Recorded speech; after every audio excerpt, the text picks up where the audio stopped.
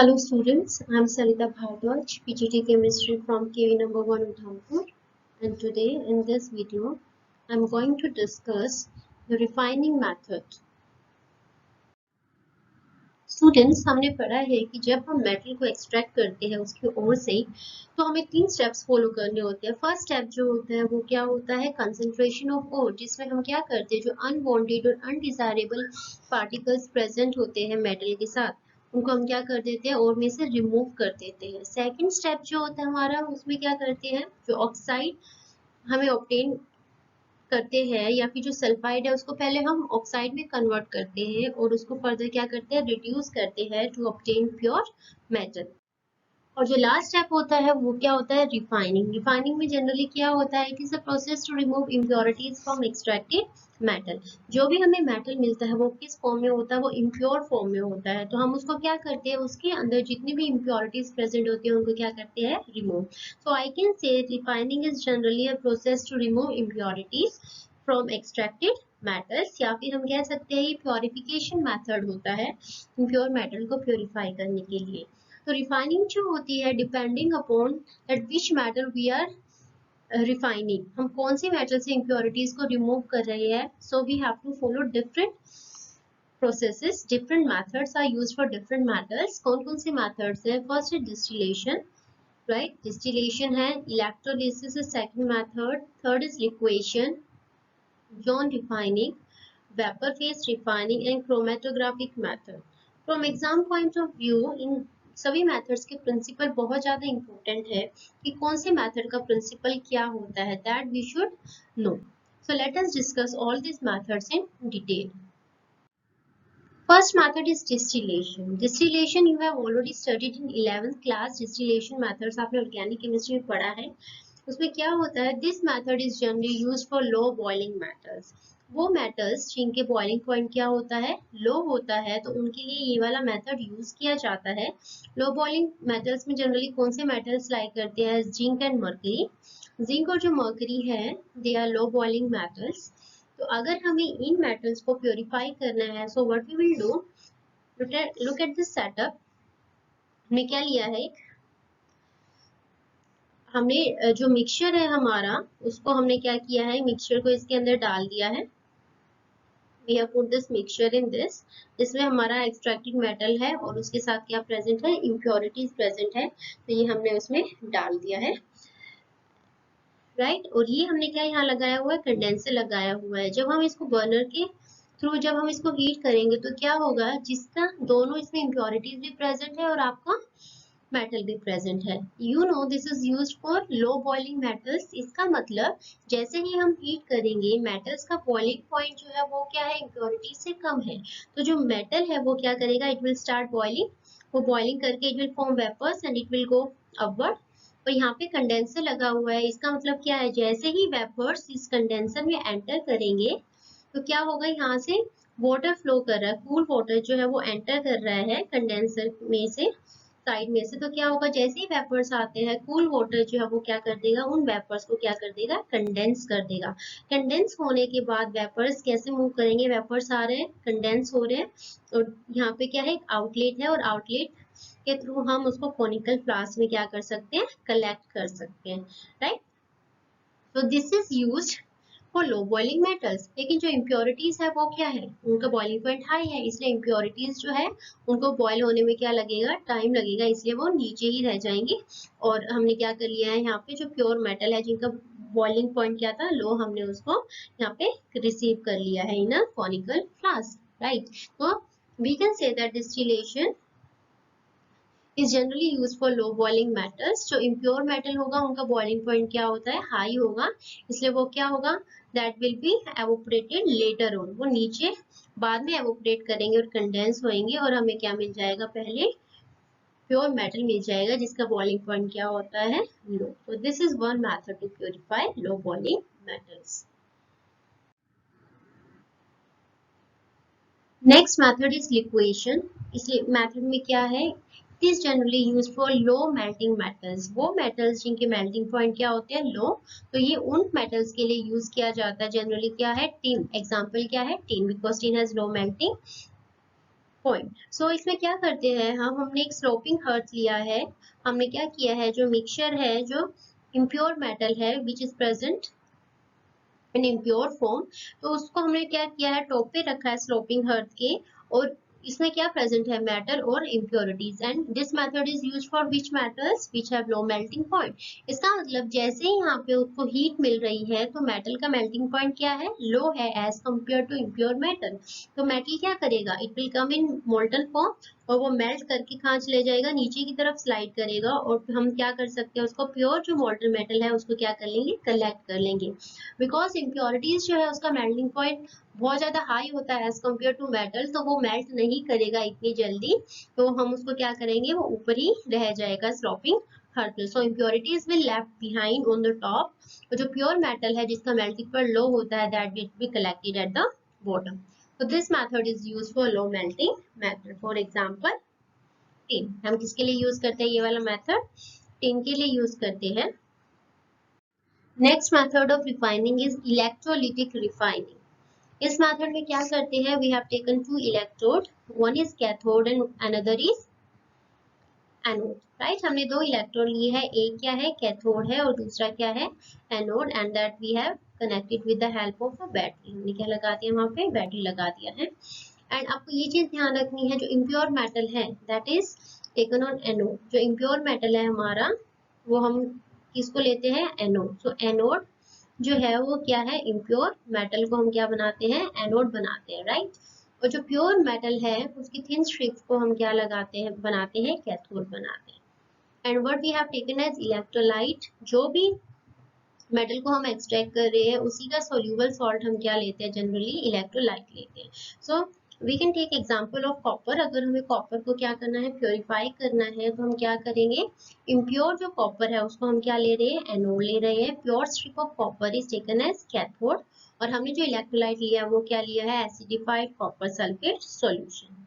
Acidified copper sulphate solution को हमने क्या लिया है, इलेक्ट्रोलाइट लिया है, और हम बैटरी से कनेक्ट किया हुआ है, तो क्या होगा, you know that two reaction will take place। Anode पे क्या होती है, ऑक्सीडेशन होती है, oxidation mean loss of electron. तो जो इम्प्योर कॉपर है दैट विल अंडरगो ऑक्सीडेशन, और वो क्या देगा, copper two positive ion plus 2 electron. इसका मतलब एनोड से क्या निकल रहा है, कॉपर टू पॉजिटिव आयन आ रहे हैं। कॉपर टू पॉजिटिव आयन कहाँ जाएंगे, इलेक्ट्रोलाइट में। और हमें पता है कि जो कैथोड है उस पर रिडक्शन होती है, तो जो कॉपर टू पॉजिटिव आयंस हमें एनोड से मिले हैं, जो कॉपर टू पॉजिटिव आयन हमें एनोड से मिले हैं, दे विल अंडरगो रिडक्शन। वो क्या करेंगे, दे विल टेक 2 इलेक्ट्रॉन, और क्या हो जाएंगे, रिड्यूस हो जाएंगे। इट मींस ये जो copper two positive ion anode से आ रही है, they will gain 2 electron and they will get deposit on this cathode. और हमें पता है कैथोड क्या था, प्योर मेटल। इसका मतलब इम्प्योर कॉपर मेटल से क्या हो रहा है, कॉपर टू पॉजिटिव आयन निकल रही है, और वो कहाँ डिपॉजिट हो रहे हैं, कैथोड पे डिपॉजिट हो रहे हैं in the form of pure copper. It means हमने इम्प्योर कॉपर को क्या कर दिया है, प्योरीफाई कर दिया है। इसका प्रिंसिपल क्या है, the more basic metal remain in the solution and the less basic one goes to the anode mud। हमें पता है कि जो कॉपर है उसके साथ इम्प्योरिटीज भी प्रेजेंट है, जो इम्प्योरिटीज प्रेजेंट होती है वो एनोड के नीचे सेटल हो जाती है in the form of anode mud. और वो कौन सी मेटल्स प्रेजेंट होते हैं इम्प्योरिटीज की फॉर्म में, antimony, tellurium, silver, gold and platinum. So these are impurities which is present with copper, and they settle down at the bottom of the anode in the form of anode mud। जो pure cathode, pure जो copper है वो हमें कहाँ मिल जाता है, cathode में। Next method is zone refining. Zone refining method जो है वो क्या है, it is generally used for the purification of semiconductor and metals of high purity, right। अगर हमें क्या चाहिए, सेमीकंडक्टर्स को प्योरीफाई करना है, तो उसके लिए हम क्या यूज करते हैं, ये वाला मेथड यूज करते हैं, जॉन रिफाइनिंग। एग्जांपल्स जैसे सेमीकंडक्टर हो गए, germanium, silicon, boron, gallium and indium. इनको अगर हमें प्योर फॉर्म में चाहिए होता है तो हम ये वाला मेथड यूज करते हैं, that is zone refining. It's very simple. इसका प्रिंसिपल क्या है, as I have told you, principle बहुत इंपॉर्टेंट है हर मेथड के। इसका प्रिंसिपल क्या है, impurities are more soluble in the melt than in the solid state of matter। हमने क्या किया, let us see setup of this. हमने क्या लिया है, एक रोड ली है। ये रोड जो है वो किसके लिए है, इम्प्योर मेटल के लिए। हम यहाँ क्या ले गए, जर्मेनियम। हमने इम्प्योर रोड ली है, तो ये एक इम्प्योर रोड है और हमने इसके अराउंड एक सर्कुलर हीटर लगाया है। सर्कुलर हीटर जो है वो कैसे मूव कर रहा है, लेफ्ट टू राइट मूव कर रहा है। Suppose it has started from left, उसने लेफ्ट से स्टार्ट किया है और वो सर्कुलर हीटर है, तो वो क्या करेगा, जैसे ही हीटर को हम इस रोड के ऊपर से मूव कराएंगे तो क्या होगा, जो भी इम्प्योर मेटल है उसमें से जो इम्प्योरिटीज होगी, क्योंकि ये जो सर्कुलर हीटर है वो उसको मेल्ट कर रहा है, जो भी रोड है उसको मेल्ट कर रहा है, तो जो इम्प्योरिटीज प्रेजेंट होगी इस रोड में वो क्या करेगी, मोल्टन स्टेट में चली जाएगी, बिकॉज वो मोल्टन स्टेट में ज्यादा सोल्यूबल है। और जो प्योर मेटल होगा वो क्रिस्टलाइज हो जाएगा और वो क्या रहेगा, वो पीछे ही रह जाएगा।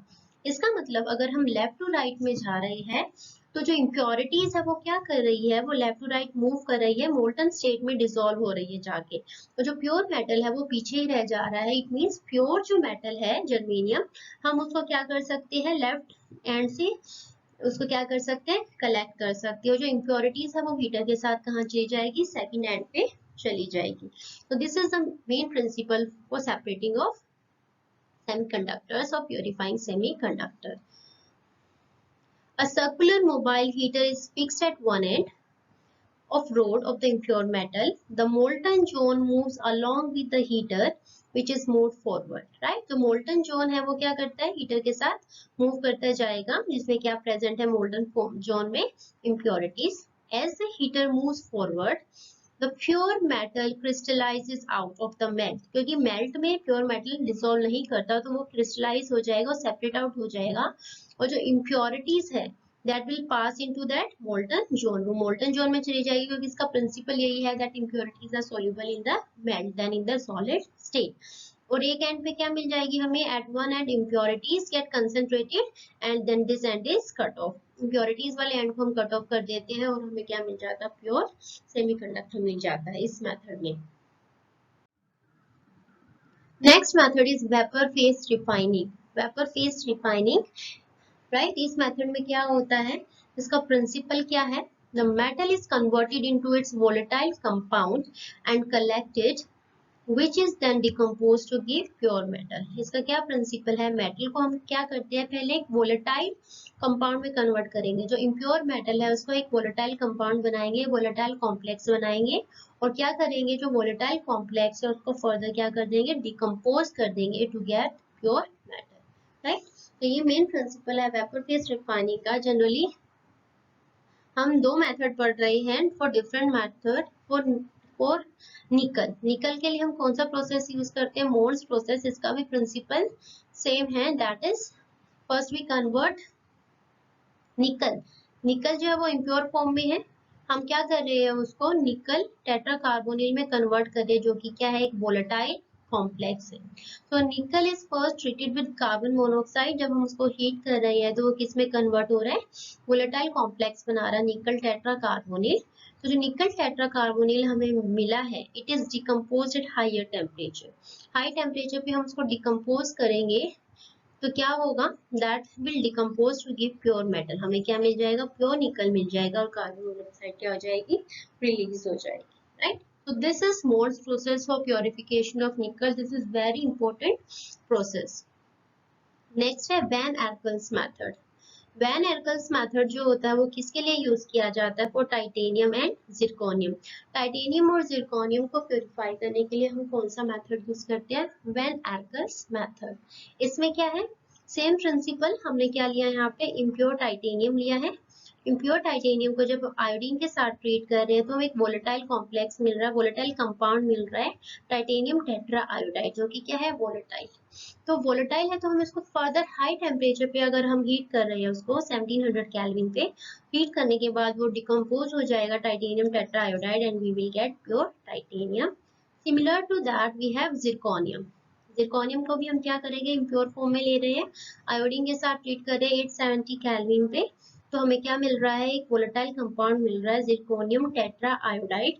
उसको फर्दर हीट करेंगे हाई टेम्परेचर पे, I will get pure zirconium plus I will get iodine, right? So by this method I can purify titanium and zirconium. This is also very important method. So I can say that Mohs process and Van Arkel's methods are Examples of vapor phase refining only.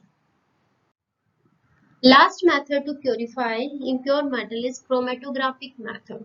Chromatographic method also you have studied in 11th class. यहाँ पे जो हम method use कर रहे हैं that is column chromatography. इसमें हम कौन सा method use कर रहे हैं? column chromatography. और it is generally technique है ये. This is technique. This is generally used to separate the component of a mixture.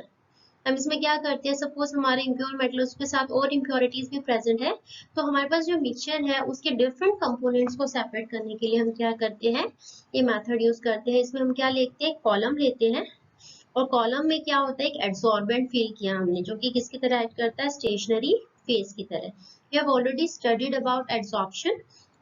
तो एड्सॉर्प्शन में क्या होता है, एड्सॉर्बेंट होता है, एक एड्सॉर्बेट होता है. तो यहाँ पे स्टेशनरी फेज जो हमने कॉलम लिया और वो किसकी तरह एक्ट कर रहा है, एड्सॉर्बेंट की तरह एक्ट कर रहा है. और हम क्या करते हैं, जो भी इम्प्योर मेटल है, जो मिक्सचर है, हम उसको टॉप से डालेंगे. देन व्हाट विल हैपन, जैसे ही मिक्सचर नीचे की तरफ आएगा, different components of that impure metal और के साथ इम्प्योरिटीज प्रेजेंट है. तो प्योर मेटल और जो इम्प्योरिटीज है उनकी एक्सटेंट ऑफ एड्सॉर्प्शन क्या होगी, डिफरेंट. हर कंपोनेंट का एड्सॉर्प्शन क्या होता है, डिफरेंट होता है किसी भी एड्सॉर्बेट पे. एड्सॉर्प्शन डिफरेंट होने की वजह से वो यहाँ पे क्या बना लेंगे, डिफरेंट बैंड्स बना लेंगे.